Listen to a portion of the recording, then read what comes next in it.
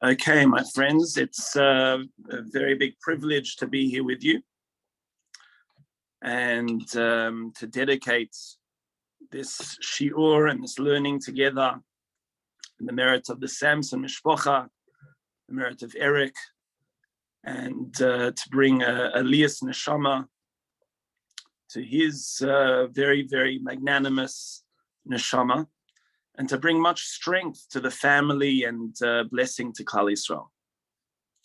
The Mishna that we're learning together is the Mishna in chapter 2, Mishna 7. And before I even start this Mishna off, I want to quote to you a insight that is shared by the Maharal of Prague. And the Maharal says the following. He says the following 5 words.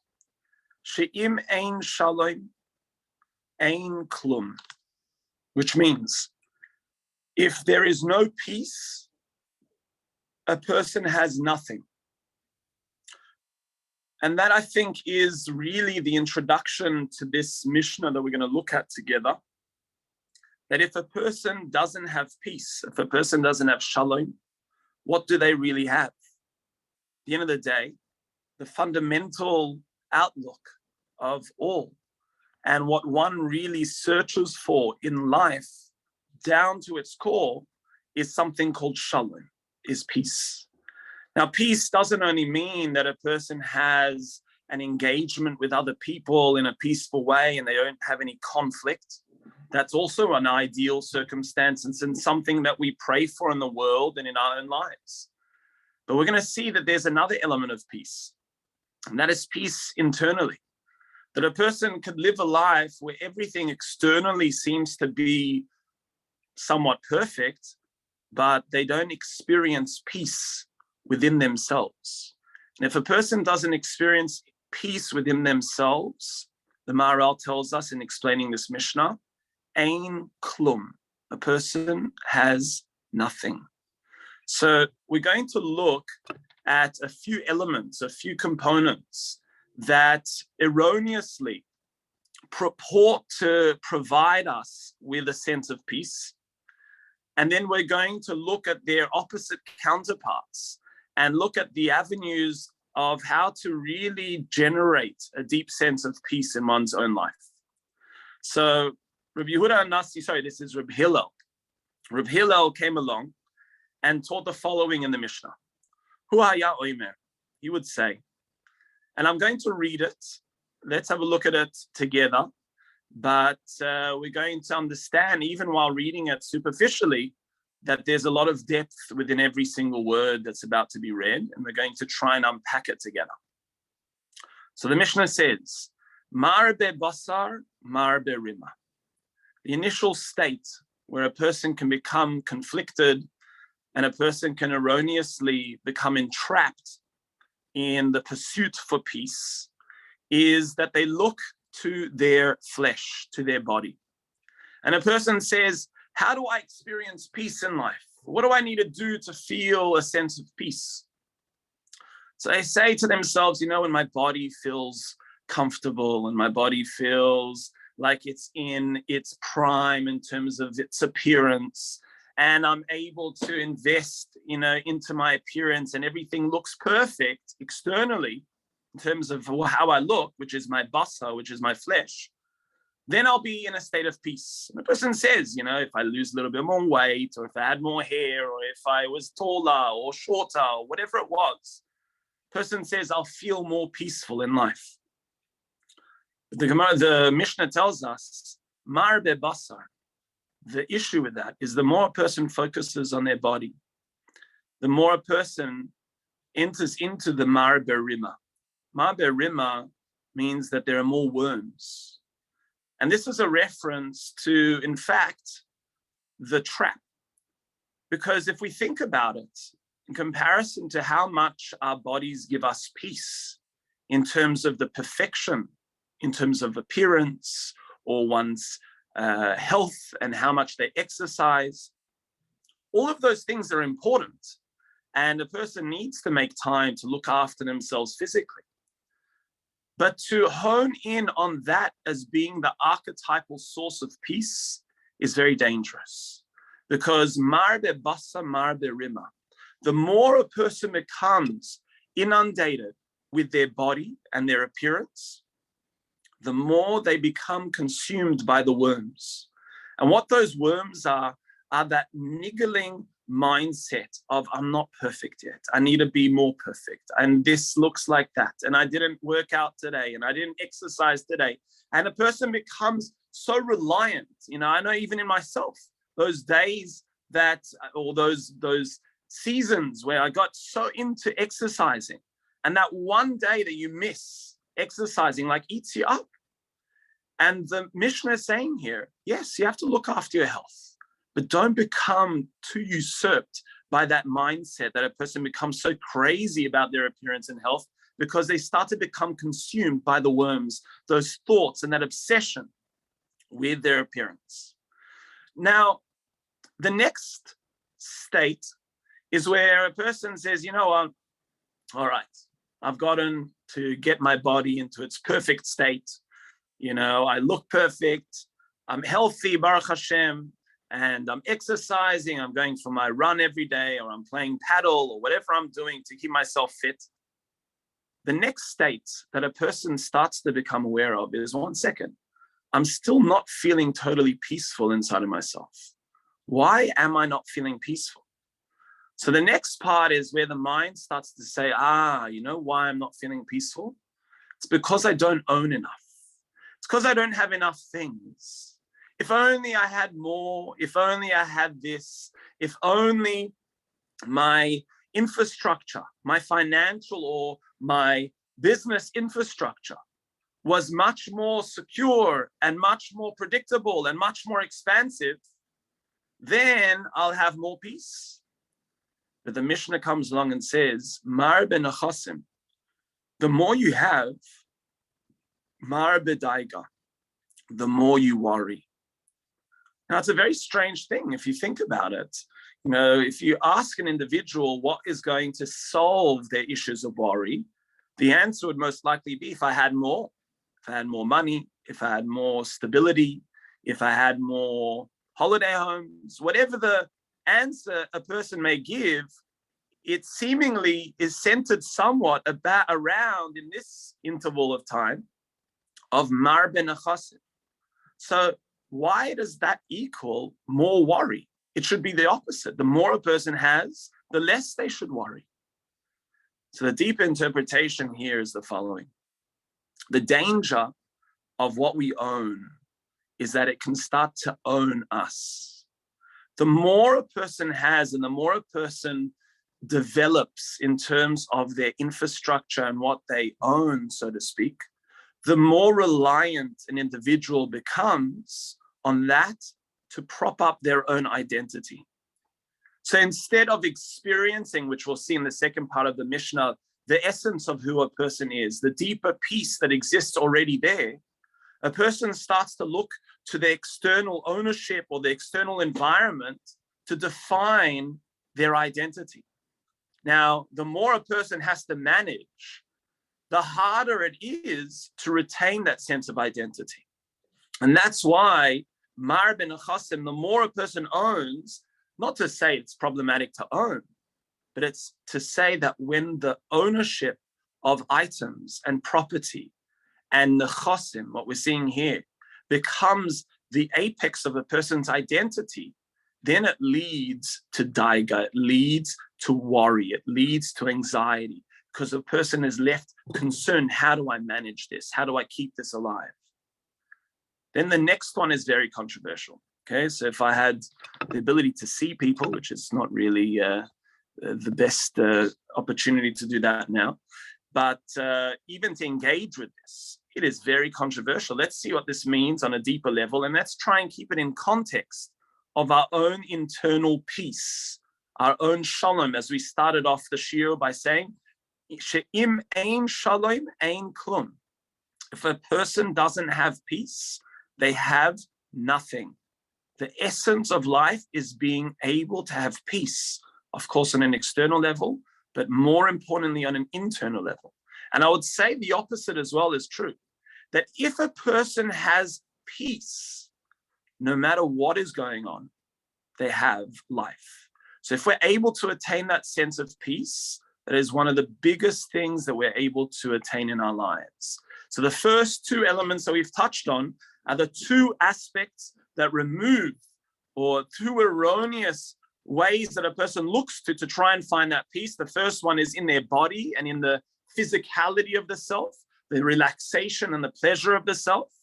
And we see that that only leads to more expectation and leads to more requirements. And then we see the more a person owns, the more a person worries. That's only when a person premises their identity on what they own. So now, the next one, the third one, says, Marbe Noshim, the more women, or the more wives, Marbe Kashofim, the more sorcery. So on a very superficial level, one would be astounded to read this. What is it saying? I mean, it's back to the witch libels. What is happening here? That we're saying the more women there are, the more sorcery. So let's go deeper and understand what it's saying on a fundamental level. It's saying that the third place that a person looks for peace is in relationships, in a state of love, and in the connection to someone that they are able to enter into a relationship with. And I can tell you, firstly, from myself growing up, but also teaching in the school, in Herzliya here, if you listen to what children say, they say, you know, if only I had a girlfriend, or if only I had a boyfriend, then I would experience such peace, such tranquility, such fullness. And in our own lives, a person looks to elements of sexuality or elements of relationships to try and find that sense of peace. Now, one of the most powerful spaces to find peace is in one's relationships, in their family, in their spouse, in their children, in their friends, in their community. And there's no denying that that is a fundamental aspect of a person's peace, as are the other ones, where a person has a stability in their home, stability in their infrastructure, and they are healthy, Baruch Hashem. But where this becomes dangerous is where a person turns to desire and sexuality and relationships as their source of peace, where a person becomes totally reliant on the opposite gender or the connectivity or the desires that they may have to create a sense of peace internally. And what the Kabbalists explain here is something very unique. The Kabbalists explain that one of the most powerful spiritual spaces for a person to experience peace is where they are able to bridge the opposite worlds of the physical world that we live in to the spiritual world above. And those are two opposite worlds. Now, archetypally, peace, the essence of peace, is accessed where those two worlds meet, where we're able to bridge our physical world and enter into the spiritual world and bring that down into our physical world. Now, what a person may do is erroneously look for that bridging element, that opposite element, the two states of opposite bridging together, and they'll say, you know where I can find that spirituality? I'll find it in sexuality, I'll find it in desire, I'll find it in obsession with that which is illicit. And what it says here is, Mar ben Noshim, the more a person has this obsession with the desire, the physical desire of relationships, the more it leads to something called kashofim. Kashofim is sorcery. Now, if you think about what sorcery is, witchcraft is taking that which is spiritual and taking that very sublime element and now usurping it for the use of the self, taking it and detaching it from its source, something that is spiritual. I'm cutting it off from its source, and now I'm using it for my own needs and my own desires and my own state of what I think I need, as opposed to connecting to the source. I'm taking the source and I'm using it for my own needs in this world. And that's why a person's obsession with this next element of trying to find peace through desire and fulfillment of desire, or through the states of relationships, and depending on relationships to be the source of their peace, is that it leads to kashofim. Kashofim is like, it's a very, very quick fix to something which is not sustainable and it's not sourced in something true. Then the next two are the final elements where a person looks to try and find a state of peace. Marbe shvachos, the more maidservants a person has. So a person says to themselves, you know what? I know what the true way to find peace is. You know how to find peace? It's time. If I had more time, I would have much more peace. If I had the whole day to my disposal, I could do whatever I wanted to do, then I would live in a state of peace. And what we see here is something very, very much as a revelation. And that is, marbe shvachos. So the Torah tells us that if a person is blessed with many maidservants and slaves, not that we have slaves in today's day and age, Baruch Hashem, in our immediate environments, but the scenario that a person can be faced with is that they have too much time on their hands.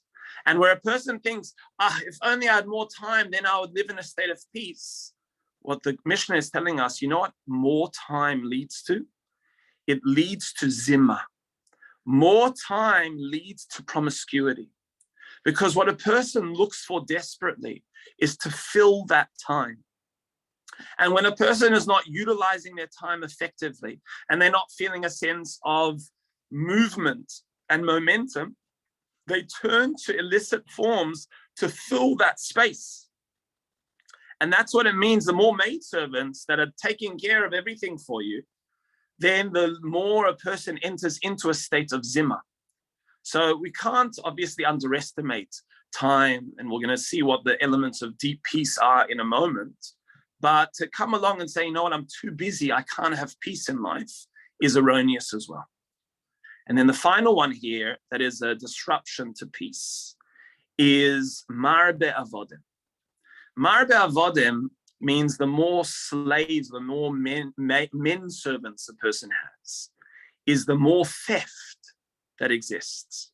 So again, how does this fit into our way that we're interpreting this Mishnah and the overarching ideology that's being taught through this Mishnah, according to the Maharal, is the following.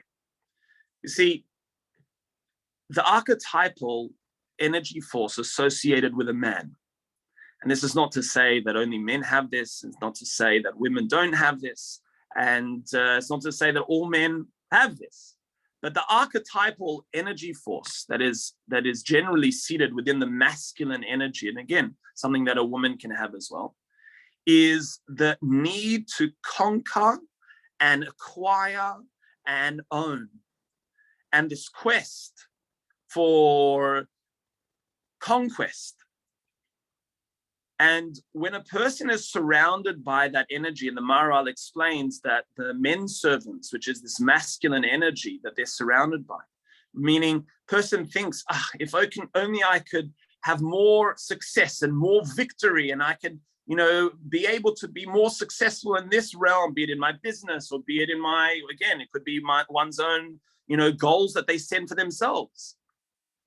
A person can become swept up by that mindset of more and more and more. And it's an erroneous trap. And it says that leads to theft, because that state of conquest, what in Kabbalah is referred to as of the netzach, the victory of the self, leads to a person actually taking which isn't theirs and looking into that which is not theirs, which is an element of theft. Okay, so those are the initial aspects where a person looks to find peace. But the Mishnah is telling us these are all dead ends and traps that a person ends up becoming ensnared in and really tied up in an even more desperate need for peace. So what's the alternatives? What are the antidotes here so far? If there are any questions so far, I'm happy to take any. I'm not sure if I'm able to unmute you though. You can type it in if there's any questions while we're going to the next part. Okay, so the next part of the Mishnah says the following. These are the avenues to access peace. The Mishnah tells us, Marbe Torah, Marbe Chaim. When a person is able to set aside time for Torah, they are able to enhance life. Now, why? Why is that the case? So the aspect of what we've tapped into, of really what prevents us from accessing peace, is ourselves. And it's our external selves, or one would refer to as our yetzer hara or our ego, which is perpetually trying to create a sense of disharmony, a sense of angst, to cause us to sin, God forbid. But what a person experiences through the study of Torah is a quietness, is a softness, is the ability to put aside that external self and quieten the mind and allow it to focus into a space of peace. And by being able to set aside Torah or time to study Torah, a person is able to re-experience life. The next space that a person is able to find peace, it says, Marbe Yeshiva, Marbe Chochma. So if we were to translate this literally, it says, the more a person sits, the more a person accesses wisdom. But it seems that, number one, this is a superfluous teaching because we just spoke about the study of Torah. We just said the more Torah you have, the more life. And if you say the more a person sits, and a person could interpret this to say the more a person sits in yeshiva, we know that yeshiva is referred to as a place of learning, is to sit. So why is this another teaching about learning? So the deeper interpretation here is the following. To be able to sit is something that is very, very powerful. And I'll give you an analogy, or not even an analogy, a story. When I was in Israel studying in yeshiva, I remember very vividly davening in or praying in a specific shul. And there was an elderly man, a very beautiful elderly man, that would daven there. And you could see his wisdom, you could see how peaceful his own existence was every moment. And I would watch him davening. But one of the most profound experiences for me was after he davened, he would put all of his tefillin away, he would close his siddur, and then he would sit down and he would just sit silently, quietly, just absorbing the energy. And what we're seeing is that another fundamental component of a person accessing shalom, accessing peace, is the ability to sit without doing anything. And now, generally, it's quite a difficult thing for a person to sit without doing anything. We've got our phones, we've got our disruptions. And a very powerful time to do that is after the time a person's learned a little bit of Torah, or if they've davened in the morning. Instead of quickly rushing away, going off to work, going on with your day, sit down. Take a bit of silent space. Enter into the sublime reality of the self, that inner peace that exists there, not dependent on anything. And that's really the word chokhmah.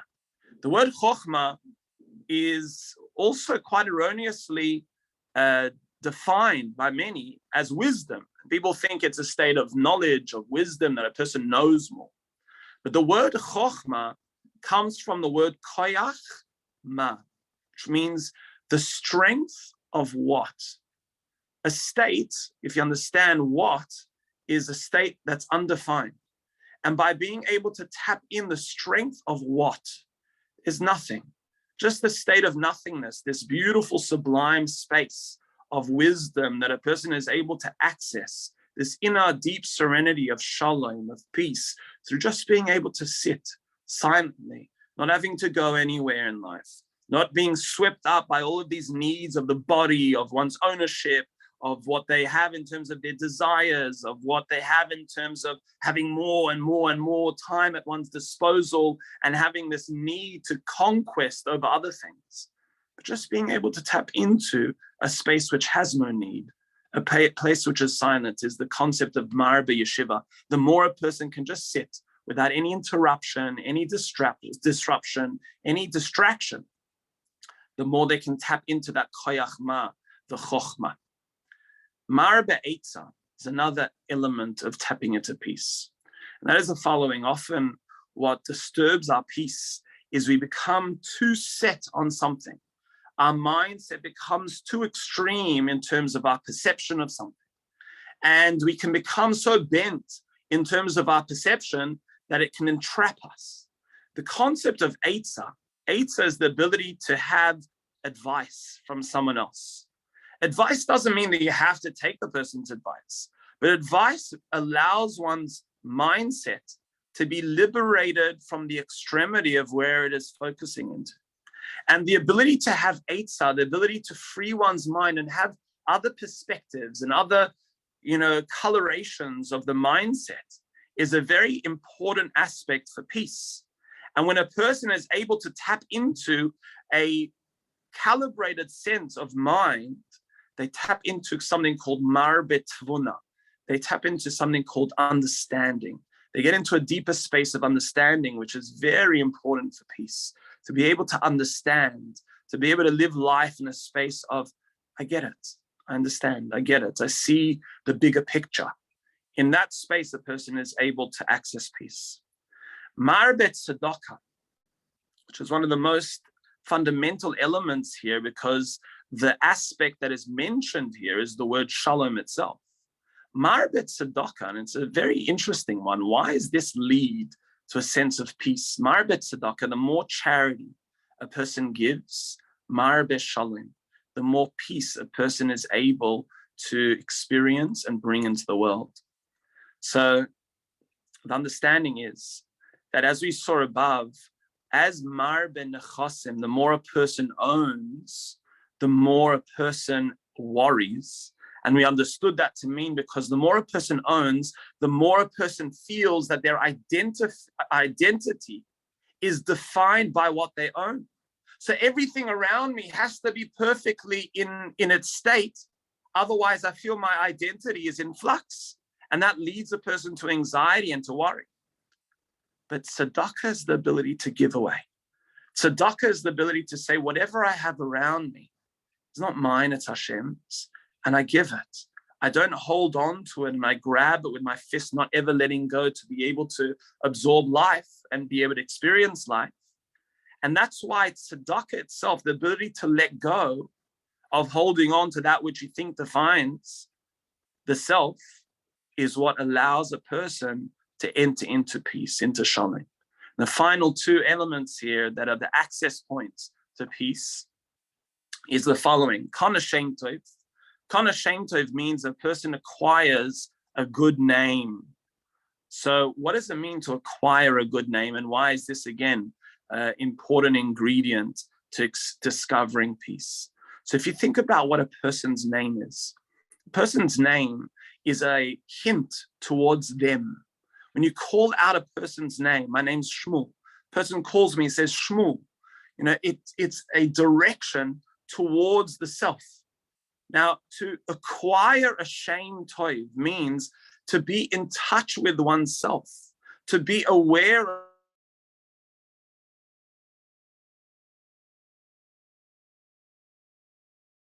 shame. The word shame means sham, means over there. What is that over there? Who am I? A person is aware of who they are. They acquire themselves. They acquire for themselves, which is a very powerful space to live in. When you acquire yourself for yourself, what does that mean? It means that you become aware how much of myself is actually there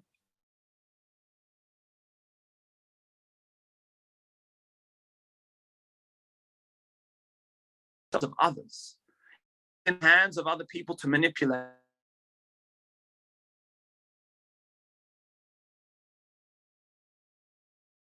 and interpret me. But able to acquire a good name, which means I find my deepest essence, my name, and I acquire it for myself. I know who am I? What is my identity? What is my deepest self, the silent self? then I'm able to acquire to myself. What a powerful space to live in, to be able to live, not only, it's not talking about being obsessed with the self and living self-absorbed, but it's saying I live in a place which is not being pulled by a million different strings in different directions. And the final one here is konaloi divrei Torah, when a person acquires the elements of spirituality and Torah, or the words or the elements of Torah, which is a reference to spirituality. Konaloi chai ha'olam haba, they acquire the life of the world to come.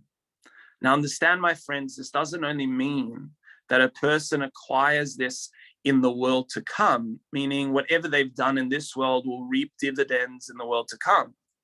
He's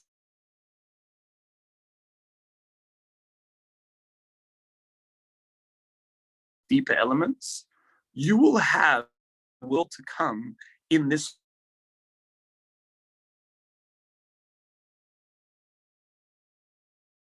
Each righteous person inherits. Shai Olamas means 310 worlds. I mean, if one world wasn't enough, 310 worlds. What are you going to do with 310 worlds? So the word Shai, the Kabbalists explain, can be rearranged to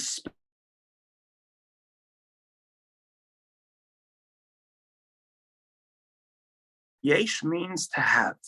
Yesh. And instead of being in this perpetual state of I need more and I have to take more, the ability to have yesh, to exist in a space where I've arrived, is a very important experience for a person to sometimes have. Of course, we have to strive to make the world a better place. And so many of these elements that we've spoken about, which we'll touch on in a moment, about the Samson mishpacha and the Cohen mishpacha, all of the mishpachas that are associated with this amazing, amazing man, the dear late Eric, is the ability to tap into the supernal realm, to understand that I can live in this world in a state of yesh, that I don't have to be in a state of constantly wanting more and striving for more because I think that the next moment is going to bring me a state of happiness, but realizing that peace exists right inside of ourselves right now. And without having spent copious amounts with the dear and late Eric Samson, we know, and I know through the few very powerful and potent experiences that I had together with him and the Cohen mishpacha and the Samson mishpacha, is the deep, deep sensitivity that the external things that exist is not something that define you. The ability to access a deeper state of peace by realizing the elements of tzedakah, by realizing the importance of Torah, by realizing that there's a supernal realm that exists way beyond the physicality of this world that we live in, is really something that is paradigmatic to the late Eric Samson. And I wish a huge blessing to all of us that in his aliyas neshama and in his merit, we can experience a little bit of a deeper aspect of shalom in our own lives and understand that life is really a gift. We have to take every moment to try and experience that gift, to try and experience that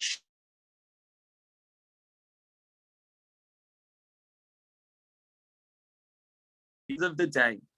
The essence is she'im ein shalom ein klum. If a person doesn't have peace, they don't have anything. So please God, with the aid of this teaching and this very powerful Mishna, we should be able to tap into a greater sense of peace in our own lives. Thank you so much for joining us tonight and sending lots of blessing and arichas yomim to the entire family.